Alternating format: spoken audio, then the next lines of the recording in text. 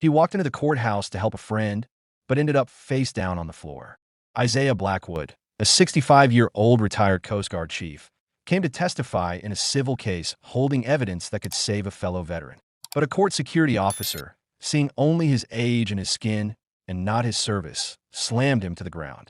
In front of a silent crowd and a judge who remained motionless, Isaiah stood up, bleeding, humiliated, but unbroken. Why would a decorated hero be treated like a criminal in the very country he risked his life to protect? Isaiah Blackwood didn't look like a threat. He was 65, dressed in a simple dark coat. No uniform, no medals, just a quiet man carrying a worn leather folder as he walked through the echoing halls of the Sterling County Justice Center in Oakville. His back was straight, his steps steady. He wasn't there for himself.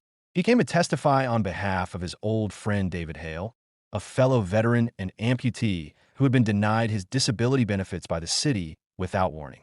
Isaiah carried with him proof, documents that could turn the entire case. As he neared courtroom D4, a uniformed figure stepped into his path. Officer Randall Shaw stood at the door, arms crossed, a badge gleaming too proudly on his chest. He was white, mid-40s, and carried himself like a man who thought the uniform gave him the right to decide who belonged and who didn't. Shaw gave Isaiah a slow look from head to toe. "You sure you're in the right place?" he asked, his tone laced with disdain. Isaiah nodded calmly. "Yes, I was subpoenaed to testify in the Hale case. These documents are for the court." Shaw glanced at the folder, but his eyes narrowed. "You came alone. No attorney with you." "I wasn't asked to bring one. I'm a witness, not a party to the case." Shaw gave a short, dismissive laugh under his breath. "Right. Witnesses usually don't walk in looking like they're here to pay a parking fine." Isaiah didn't react. "I just need to deliver this to the clerk before the hearing." Shaw stepped forward deliberately, blocking the way. His voice turned cool. "You can leave it with me. I'll make sure it gets somewhere." Isaiah's voice remained steady. "With all due respect, officer, these are government-certified medical records. I was instructed to deliver them in person." Shaw tilted his head slightly. "You say that like it means something." Isaiah met his gaze. "It does. I served 30 years in the Coast Guard," Isaiah replied. "I've stood in rooms where the rules were life and death. This isn't new to me." Shaw's smirk disappeared. "Then you should know what happens when people don't follow protocol. Back up. You can't go in." Isaiah tightened his grip on the folder, but did not raise his voice. "I didn't come here to beg. I came to testify." A silence fell over the hallway.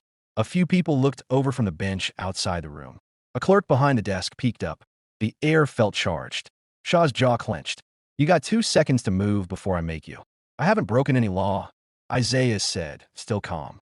"You're the one blocking justice now." That was all it took. "Officer," Shaw shoved him hard. The folder flew from Isaiah's hands. Papers scattered across the floor. Isaiah stumbled, hit the ground with a dull thud, his palm scraping hard against the edge of a marble step. A sharp burst of pain bloomed in his ribs, but he didn't cry out. He met Officer Shaw's eyes. Shaw still stood there, chest puffed, not apologizing, just watching. The hallway went silent. The mother with her young son, the clerk, the man in a suit, they all saw it. And then there was David Hale from across the room. David was already trying to push his wheelchair forward, the wheels squeaking faintly. His voice rang out strong despite the distance. "That's the man who pulled me out of a collapsing structure in Puerto Rico. He dragged me through floodwaters with a broken arm." He shouted it like someone shouting fire in a building full of people pretending not to smell the smoke. Isaiah, still on the ground, spit a thin line of blood into the side of his sleeve. His hand trembled, but his voice didn't. "You can kick me down, but I will still stand." Shaw opened his mouth to respond, but a sound from the side interrupted him. "Mom, why is that cop hurting him?" It was the young boy, clinging to his mother's coat, confused. The judge, Judge Eleanor Vance, tall, white-haired, wearing her robe, entered then. She stepped into the room, her eyes briefly sweeping over the hallway, but she said nothing about the man on the floor, nothing about the blood, nothing about the scattered folder. She simply looked at Shaw, nodded slightly, then turned toward the bench. It was as if the system itself had blinked and decided not to see. Isaiah pressed one hand against the wall and began to rise, slow, painful. Every muscle protested, but his dignity prevailed. A drop of blood slid down from the corner of his mouth, but his eyes stayed locked ahead. A young clerk, Sarah Chun, moved toward him, crouched down, and began to help collect the papers. Her hands trembled. Isaiah looked at her, his voice low. Thank you. Shaw stepped back, but his stance hadn't softened. Isaiah stood fully now, still bleeding, still holding that folder like it was a weapon. His steps were slow as he moved toward the courtroom doors. No one blocked him this time. The others had seen what happened. Not everyone in that hallway would remember his name, but they would remember the way he stood up. From the third bench back, a young woman watched, her phone resting just inside her coat sleeve. Maria Santos, law student, first time observing a civil case in person. She had not expected to witness something that felt more like a reckoning than a legal proceeding. Her hands shook, but she discreetly began recording. Then came the voice, "Sit down, old man."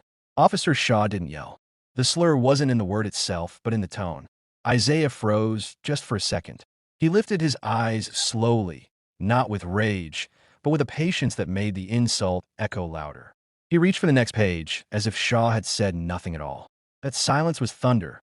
Around them, no one moved. No one rose to speak. A few looked away. Others stared straight ahead, faces blank, trained not to see. But Maria saw it, and she filmed it. Isaiah gathered the last page and placed it back into the folder. He rose to his full height, not quickly, not dramatically, just steadily, with a kind of strength that doesn't demand attention, but refuses to bow down. A voice cut through the silence. Steady, weathered, and authoritative. That man is Isaiah Blackwood. Heads turned as an older white man seated in the second row stood upright. He was General Thomas Vance, no relation to the judge, retired Major General, a man whose service had been decorated beyond measure. He was the first on the ground after the Haiti earthquake. He saved lives when everyone else was waiting for orders. He carried me on his back when I was pinned down. General Vance continued. Isaiah Blackwood doesn't need a uniform to command respect. He earned it with blood and silence. He moved toward Isaiah and, without a word, stopped and raised his right hand in a crisp military salute. The courtroom didn't breathe. General Vance let his arm fall, then turned to the gallery and said, "You want to talk about dignity in this courtroom? Start by looking at the man who's still standing after you kicked him down." The morning after the incident, Maria uploaded the raw, unedited footage. Within the hour, her phone vibrated nonstop. By noon, the video had crossed 1 million views. Headlines followed quickly. Coast Guard hero assaulted in court. Decorated veteran attacked before he could testify. Everyone knew the undercurrent of what really happened. It wasn't just about a man being knocked to the floor. It was about who he was and why he was treated like that in the first place. A hashtag emerged. Hashtag Stand With Isaiah. David Hale agreed to speak with a reporter. He sat in his small apartment, his voice low but clear. America called him a ghost soldier. He did the work no one wanted to talk about. Now they want him invisible again. The courthouse steps in downtown Oakville were no longer empty. Veterans in worn uniforms and civilians holding signs stood shoulder to shoulder. At the front, David Hale, still in his wheelchair, lifted a sign, "He fought for you." News crews arrived by noon.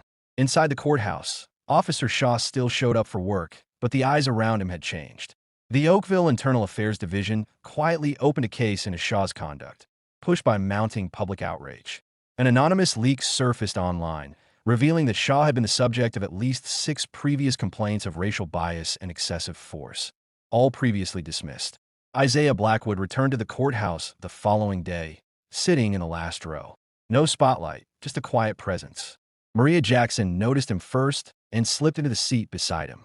David Hale rolled himself to the witness stand. "I lost my leg in Puerto Rico," he said, turning toward the jury. "The man who saved me is sitting right there. If the law won't listen to a war hero, then who will it listen to?" Later, Maria approached Isaiah. "Why won't you say anything? They're waiting for you." Isaiah met her gaze. "I did speak in the way I got up. That was all." That single line traveled faster than any soundbite. "I did speak in the way I got up." The line became a rallying cry. The courtroom was packed when the hearing on Shaw's conduct opened. Maria stepped forward, and the video began to play. Isaiah being thrown to the ground, the papers flying, David shouting, the child's voice asking why. David wheeled himself forward. This courtroom tried to humiliate a man who carried America. Then Isaiah stood, not hurried, just steady. "I bled for this flag," he said, his voice deep, clear, and unshaken. "Not for your approval, not for your comfort, but for something bigger. Justice." Officer Shaw, sitting near the aisle, stared at the floor. When asked if he had anything to say, he opened his mouth, but no words came. Just a single sharp breath and silence. The presiding officer turned to the court clerk. Effective immediately, Officer Shaw is suspended pending formal review and internal investigation. A moment later, a senior federal ethics official stepped forward. The court must now also address the inaction observed from the bench during the incident. Your Honor, a formal inquiry has been requested regarding your silence in the face of civil misconduct within this chamber. Judge Vance blinked, the gavel resting untouched. Officer Shaw was officially terminated from the Oakville Police Department 1 week later following an internal investigation that found he had repeatedly violated conduct codes, citing his previous undisclosed complaints and the video evidence. Furthermore, the public outrage led to the Department of Justice initiating a civil rights investigation, which subsequently led to Shaw being indicted and convicted for the use of excessive force under color of law. Judge Vance faced a formal reprimand and disciplinary action for her inaction, publicly acknowledging her failure to uphold the dignity of the court. The system hadn't collapsed, but it had been fractured. Isaiah Blackwood never returned to the courthouse, but his stand moved the city. His story reminds us that dignity is not loud and courage doesn't always look like a fight. Sometimes it looks like getting up, bleeding, bruised, but unbroken.